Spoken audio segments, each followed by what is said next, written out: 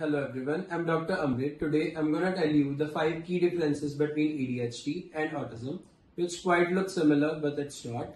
First point is processing time. There is two, fast processing time and slow processing time. In ADHD जो processing time है वो very करता है. Processing time जब बच्चे की concentration है तो processing time है वो fast होगा.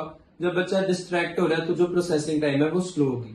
But in autism, जो processing time है, in majority of cases it's slow processing time, क्योंकि जो autism का बच्चा है उसको time लगता है चीजों को grasp करने के लिए, चीजों को understand करने के लिए, चीजों को process करने के लिए, किसी difficulty से निकलने के लिए process लगता है, तो जो processing time है in autism it's slow.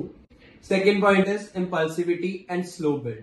Impulsivity में क्या होता है? In ADHD जो बच्चे हैं वो बहुत ज्यादा impulsive होते हैं, वो खुद वेरी फ्रैक्शंस ऑफ मिनट्स में वो चीजों को खत्म करने की कोशिश करते हैं, बहुत जल्दी टास्क को कंप्लीट करने की कोशिश करते हैं. बट इन ऑटिज्म जो उनका बिल्ड है वो स्लो होता है. उनको बार बार रेपिटेशंस के से वो समझते हैं कि वो चीजों को कैसे ग्रैस्प करेंगे, चीजों को कैसे कंप्लीट करेंगे. उनको रेपिटेशंस चाहिए होती है इन ऑटिज्म, इसलिए जो ऑटिज्म है उसमें जो बिल्ड है वो स्लो होती है. Third point is routine and spontaneity. Autism के बच्चों को जब हम उनका जो प्लान है, उनका जो रूटीन है वो ब्रेक करते हैं, so it's very difficult for them to cope up. वो अपसेट हो जाते हैं, उनके लिए इट्स अ डिफिकल्ट टास्क.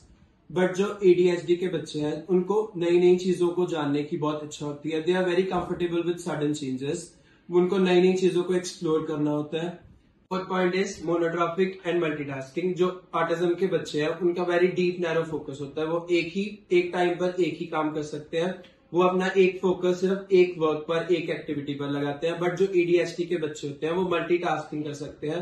वो एक से ज्यादा काम भी एक टाइम पर कर सकते हैं. They can perform various task at a one point of time. Point is planners and procrastinators. जो ऑटिज्म के बच्चे हैं उनको एक वेल डिफाइंड प्लान चाहिए. वो प्लानर्स होते हैं टू वर्क द थिंग्स. वो चीजों को वर्क करने के लिए उनको एक वेल डिफाइंड प्लान चाहिए.